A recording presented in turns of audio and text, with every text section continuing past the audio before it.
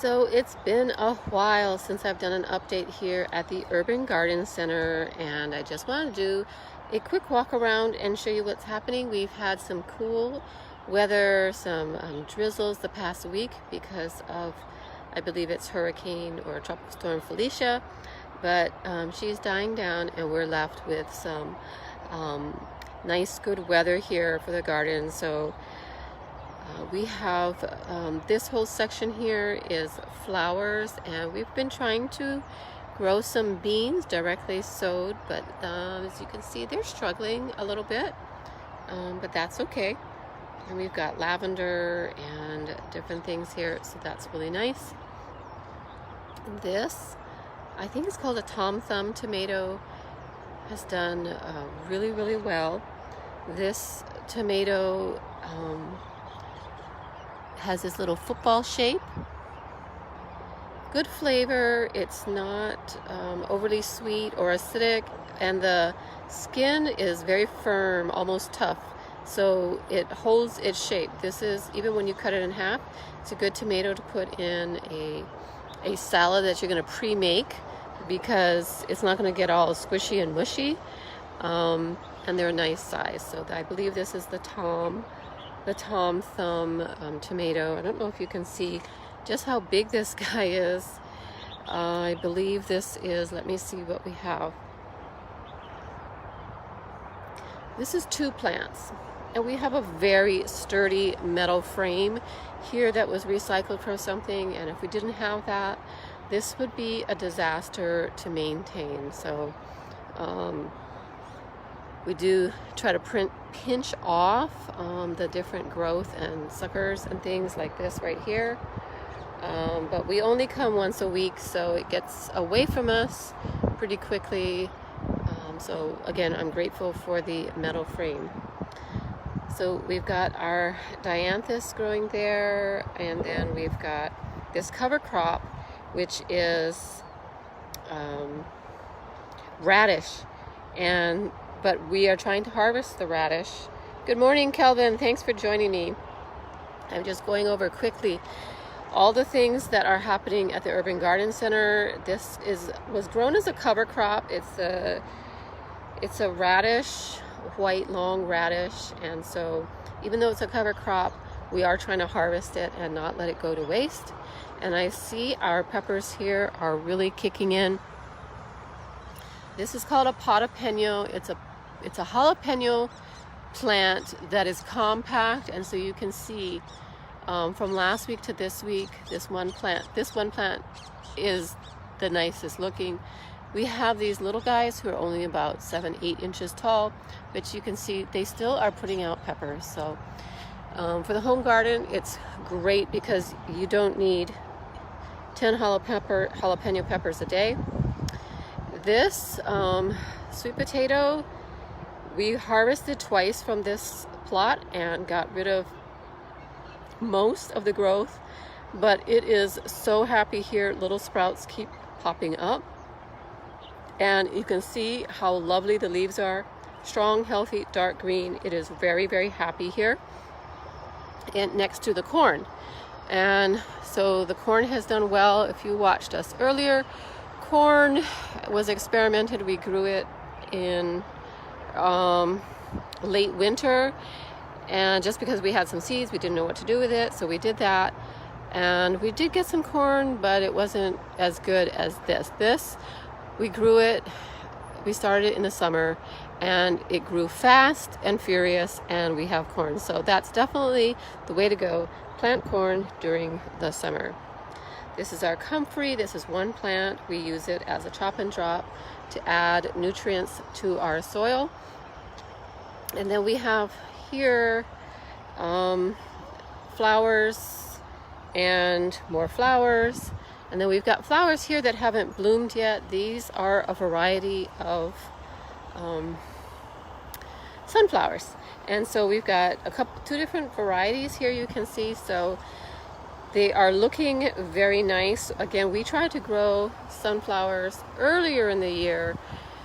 I think it was January or February we started, and it was not good. And we really struggled, but you can see, look at all the buds on here.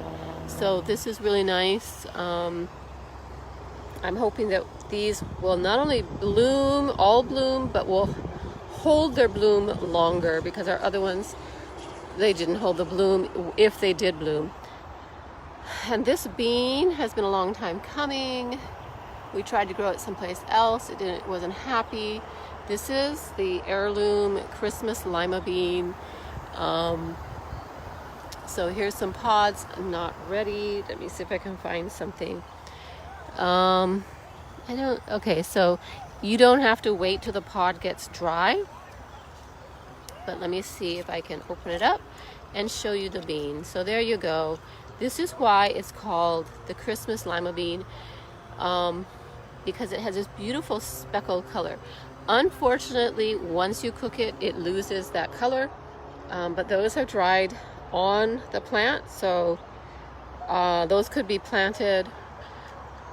The other ones, I like to get them when they're nice and fat, and then eat them fresh. But they are quite large as a man's thumb. They have a nice smooth flavor when you cook them. They're not gritty and grainy. And over here you can see we had a volunteer dill plant pop up in the walkway, and we have a hard time getting them to go. So when they pop up, we protect it. So that's what we did with our cinder block there, so we wouldn't pull it up by accident. And why is it so important for us? Well, let me see if I see them in there. I want to see if I can get to one nicely for you. We use it as a nursery for ladybugs. So I see them in there. Do you see that?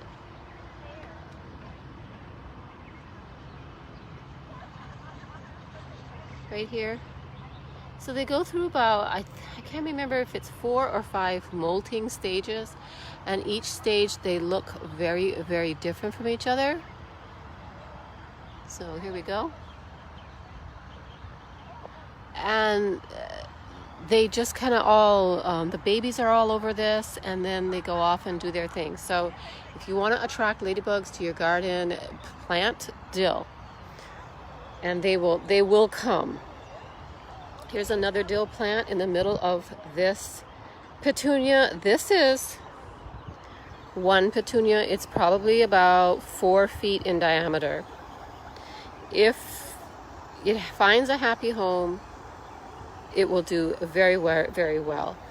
That plant one over there, it struggled for a while, and then we figured out that it wasn't getting any water at all. It doesn't like a lot of water, but it was getting 0, and it wasn't even raining. But look, it came back to life, and it has taken off again. This is one plant. We've got green onions here going to seed. So if you let this go, and you can see all the black seeds, that's the green onion going to seed. This is, I think, a local variety. I can't remember the name of it, and it does go to seed. I have one at home that the stalks are humongous. They're really fat and has not gone to seed. So different varieties, you get different things. This marigold, if you can see how big it is, this is the orange variety. Look, see how big that is? This is orange. There's a yellow, 2 shades of yellow. It's called Big Duck. So there's Big Duck orange, Big Duck yellow, and then another Big Duck yellow. It's a different shade. So this tomato is it's battling disease. I can tell because the leaves are getting curled up, but that's okay. We've had huge harvests from it. It's about whatever it is, 5 feet tall and across this whole thing. That's the story of tomato life here in Hawaii. So harvest as much as you can for as long as you can. Even when the plant starts to look bad and ugly, you can still get a good harvest from it. Just keep at it. And this is one plant. It's huge. And over here, this is a cover crop of some sort, I can't remember, and a sad looking pepper, another comfrey. Check out the eggplant. I don't know if you can see. This is one eggplant.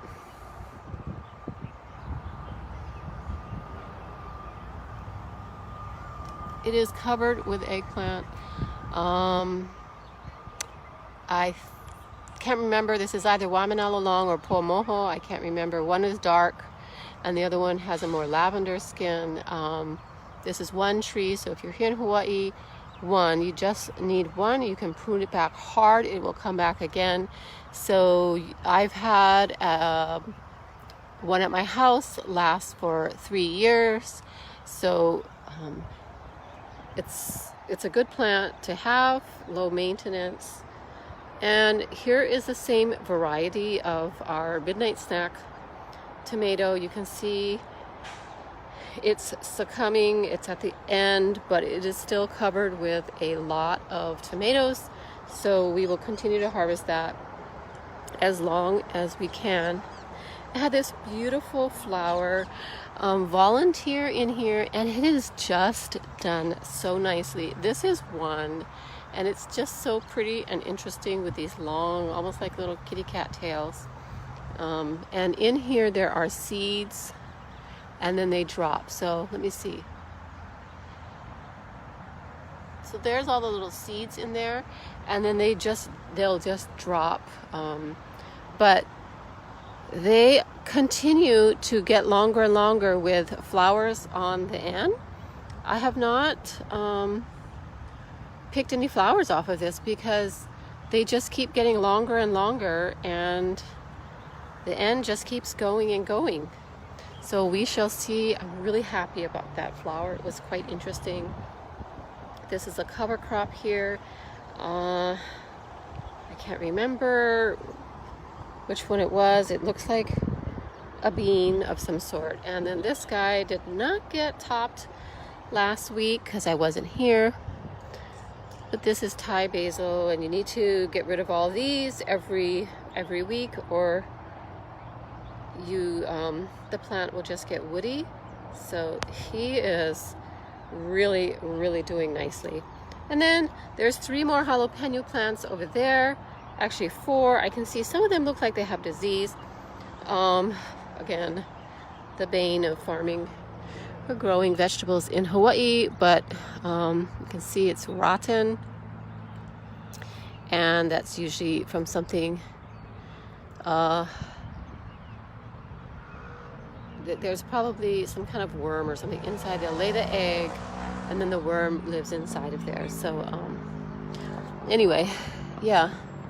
So this guy, you can see he's all mushy from the inside, but the plant itself is still healthy, and I can still get some peppers. So sometimes you have to harvest them a little smaller than you would like, but that's the way it is.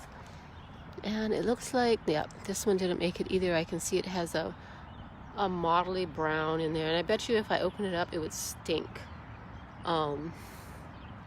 But jalapeno, this is a type of pepper. If you have limited space or you just want to put one in a pot, that is what it was created for. That's why it's called a jalapeno, and it has done nicely. So that's the garden. It's quite nice this year. This summer is the most pretty attractive, most alive that this garden has been since I've been working here for the past couple of years. I think it's a combination of I have a nice group of people who come on a regular basis, and we just good morning, we just constantly put mulch. And then see all this leaf on the top?